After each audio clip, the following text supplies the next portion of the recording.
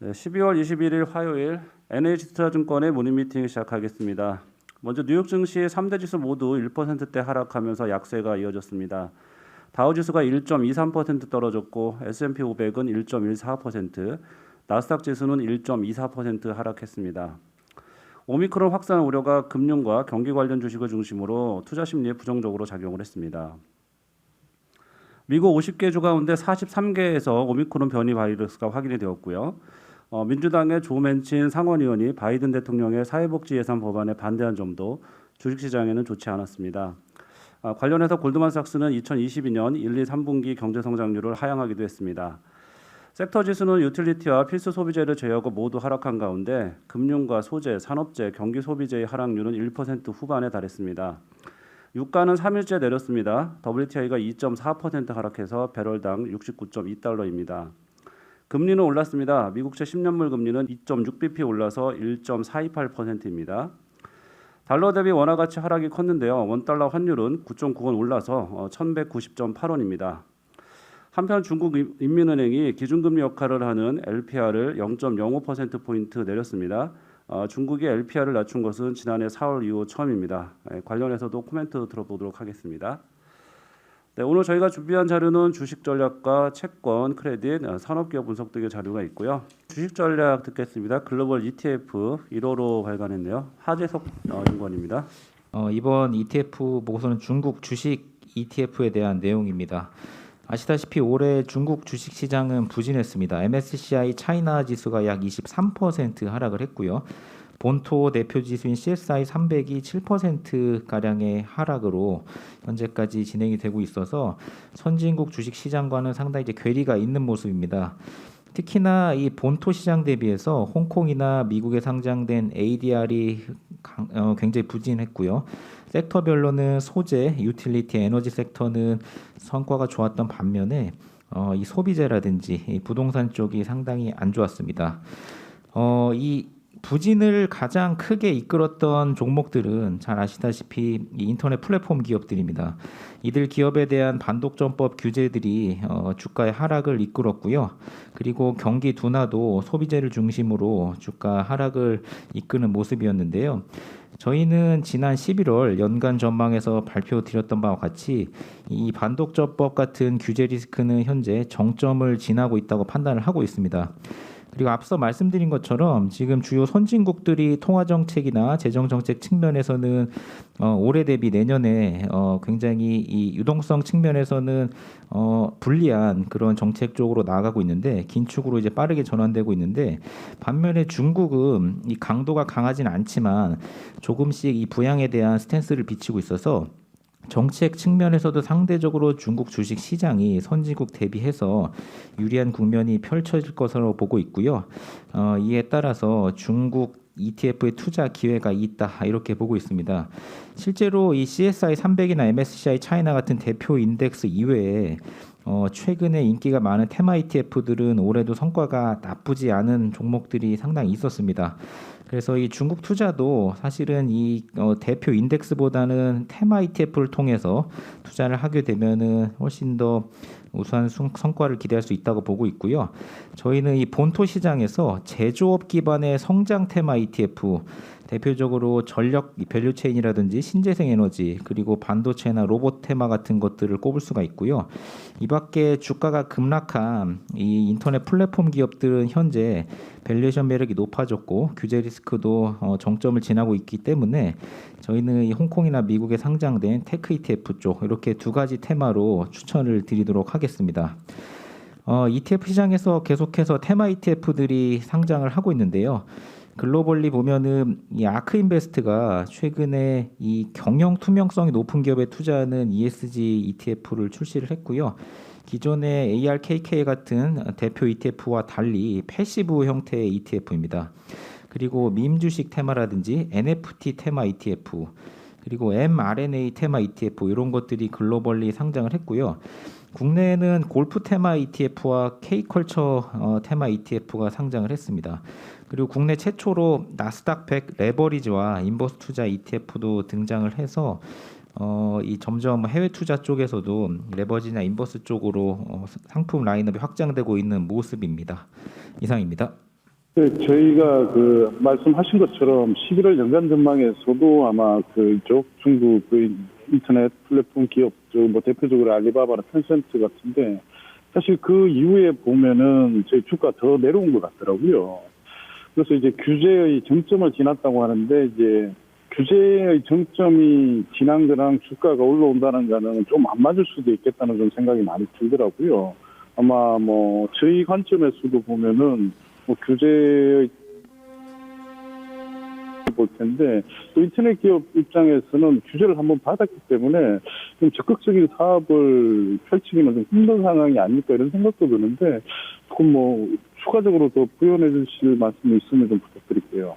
네, 그 말씀하신 대로 11월 이후에도 10% 이상 해당 인덱스가 하락을 했습니다.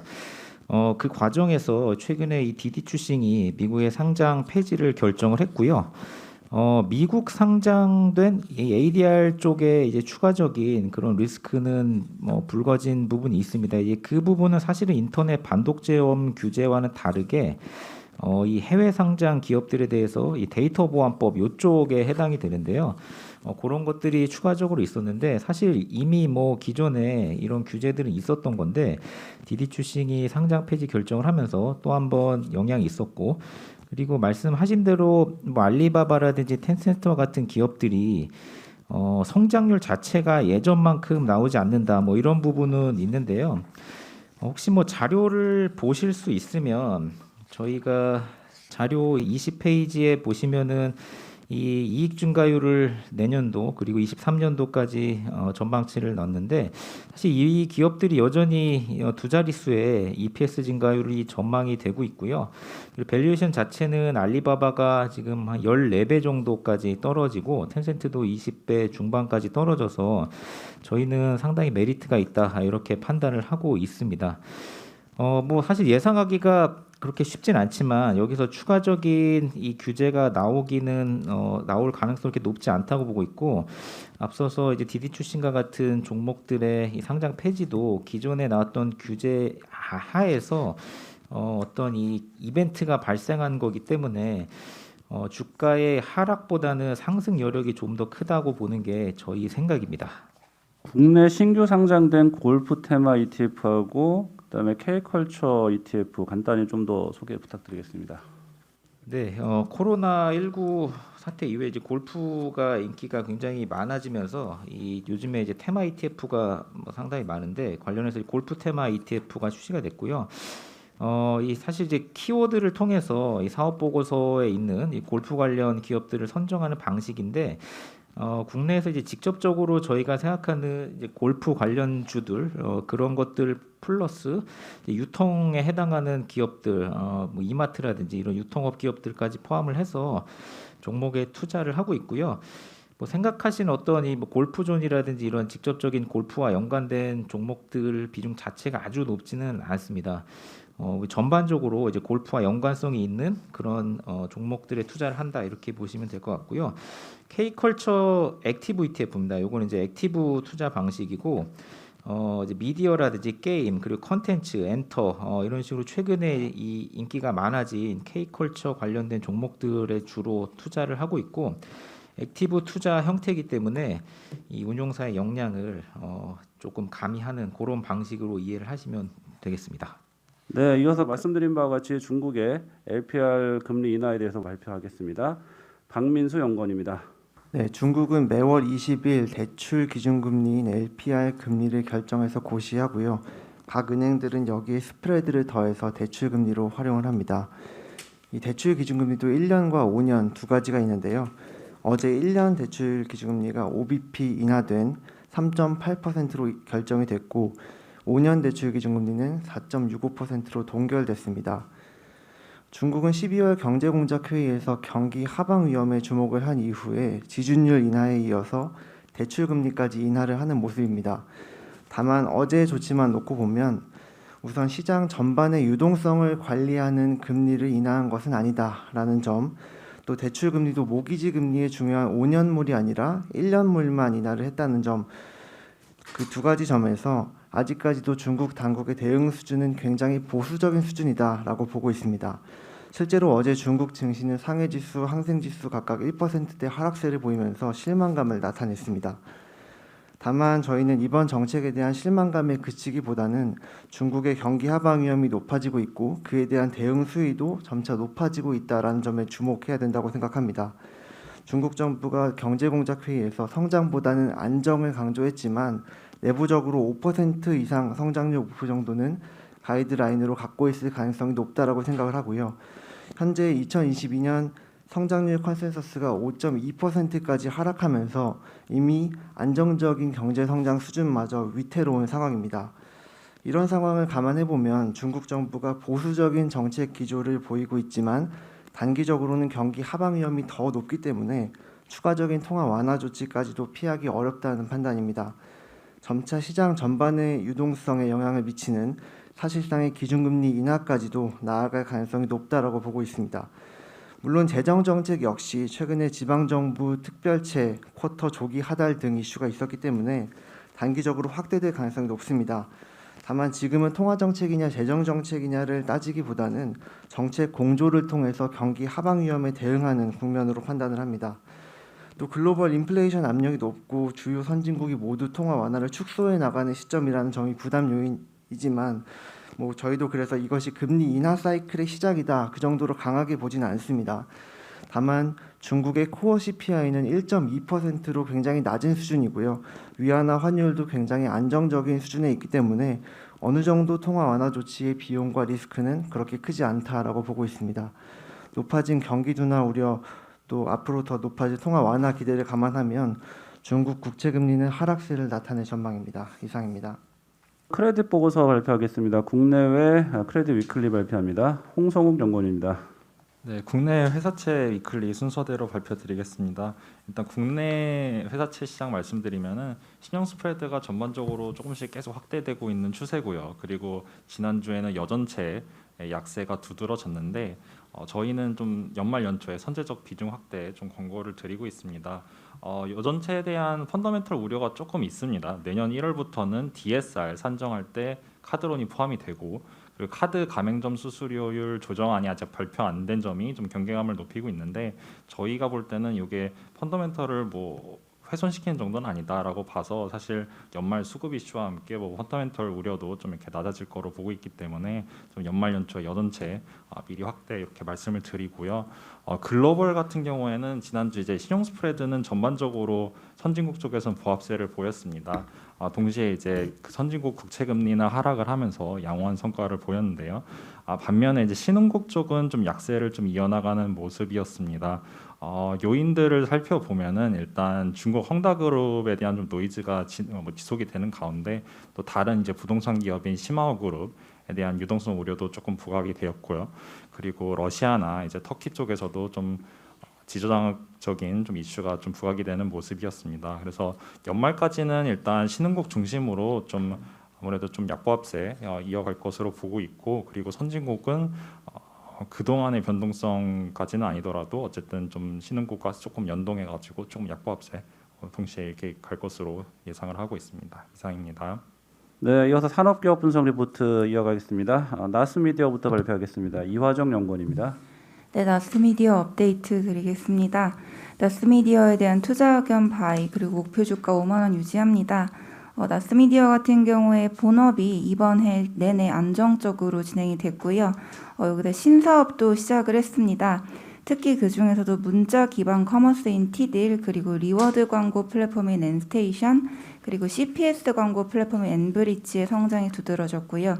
이제 앞으로는 어드레서블 TV의 성장성이 두드러질 예정으로 보입니다.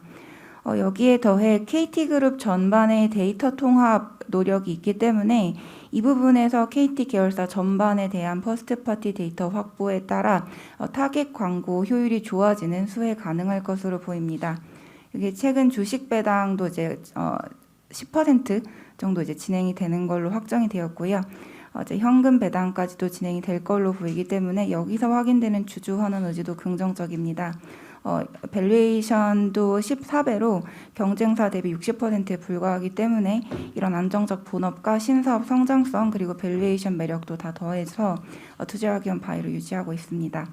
4분기 같은 경우에는 영업이익 99억 원으로 컨센서스 소폭 하회할 것으로 보입니다.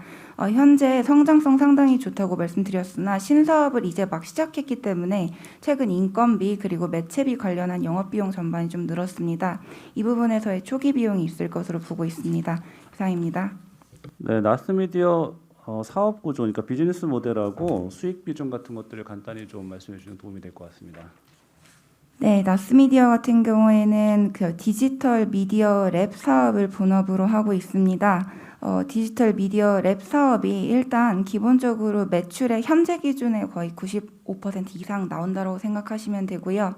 그 중에서도 이제 본사인 나스미디어 쪽에서 진행하는 디지털 광고 중에 디스플레이 애드 쪽이 65% 정도, 그리고 자회사인 플레이디에서 진행하는 검색 광고가 약 35% 정도입니다.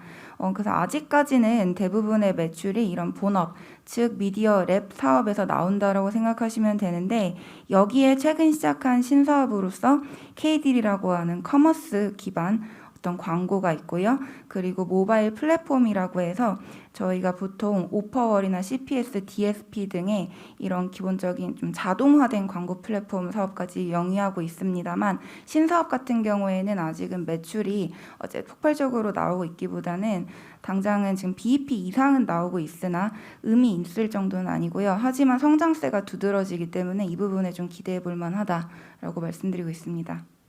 예, 수고하셨고요. 이어서 위더스 제약 발표하겠습니다. 나관준 연구원입니다. 네, 위더스 제약 의무공표 자료 발표하겠습니다. 코로나19 상황에서도 노인성 질환 위주의 전문 의약품 포트폴리오 구성되어 있어서 견조한 매출 성장세를 확인하고 있지만, 최근에 이제 제네릭 의약품 계단식 약가제 대비 목적으로 이제 자체 생동 R&D를 대규모로 진행을 하다 보니 비용이 좀 많이 증가했고요.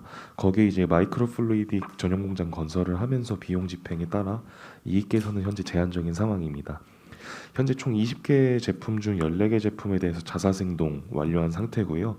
내년까지 나머지 6개 제품에 대한 자사생동도 완료할 예정이어서 2023년에는 자사생동 의약품 비중이 매출에서 90%까지 확대될 것으로 예상하고 있습니다. 그래서 저희는 자사생동 제품 증가에 따른 중장기적인 실적 성장 전망하고 있고요. 이 외에도 이제 중장기적으로 장기 지속형 주사제, 그리고 이중정 계량 신약 등의 신제품 매출 성장이 기대되는데, 올해 11월에 이제 인벤티지랩과 전립선 비대증 치료 주사제인 두타스테리드 기술 도입 계약을 체결을 했고, 내년에 이제 전임 성강 임상 일상 진입한 후에는 25년에 출시할 계획이 있습니다. 그리고 지난해에는 좀 시장에서 주목받고 있는 부분이 이제 인벤티지랩과 대웅제약과 탈모 치료 주사제인 피나스테리드 CMO 계약을 체결을 해서 호주 일상을 올해 완료한 상태입니다. 그래서 내년 1분기 중에 일상 결과가 발표될 예정이고, 해당 이제 파이프라인은 제형 변경 파이프라인이기 때문에 이상 없이 바로 3상으로 진행할 수 있어서 2023년에는 연내에 출시할 수 있을 것으로 예상을 하고 있습니다. 이 외에도 앞서 말씀드린 이제 이중정 계량 신약 관련해서도 내년 3월에 국내 일상을 개시할 예정에 있는데요. 동사의 이제 이중정 기술을 기반으로 한 첫 파이프라인으로 현재 이제 국내에서 이중정 제지 기술을 보유한 제약사가 소수여서 앞으로 이제 이중정 시장에서의 신규 매출 성장 또한 가능할 것으로 예상되어서 중장기적으로 위더스 제약에도 주목할 만하다라는 의견 드리고 있습니다. 이상입니다. 네, 이상 모닝 미팅 마칩니다.